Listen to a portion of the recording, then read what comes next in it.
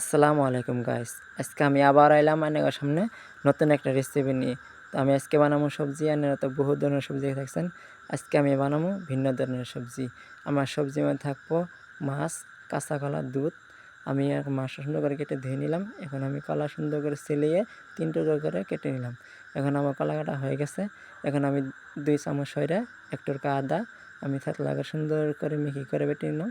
বেটে নেওয়ার পরে এখন আমি প্লেটে তুলে দিলাম। তুলে নেওয়ার পরে এখন আমি কড়া বসিয়ে দিলাম। 1 গ্লাস পানি, 3টা জামিরা পাতা, কলাগুলো ঢেলে দিয়ে আমি 1 চামচ লবণ দিয়ে আমি এখন কলা পাতা দিয়ে ঢেকে দিলাম। এখন কলা সিদ্ধ হয়ে গেছে।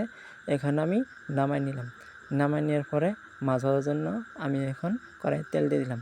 তেল দেওয়ার পরে একে একে করে আমি মাছ পিসগুলো দিয়ে দিলাম। দিয়ে দেওয়ার পরে আমি এপিস ওপিস করে আমি উল্টাই দিতেছি। উল্টে দেওয়ার পরে এখন আমি প্লেটে তুলে দিলাম।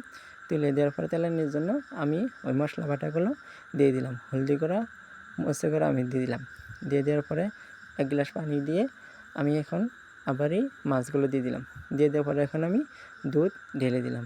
দুধ ঢেলে দেওয়ার পরে এখন আমার সবজি হয়ে গেছে। দেখুন বন্ধুরা, এখন আমি বাটিতে নামাই নিলাম। কি সুন্দর! এখন বন্ধুরা দেখছেন, আমি এখন আপনাদের সামনে আমি খাইয়ে দেখাই দেবো। দেখুন বন্ধুরা, অসাধারণ! কি সুন্দর! সেই স্বাদ বন্ধুরা। বিশ্বাস না হলে বানাই দেখবেন, আমার পাশে থাকবেন।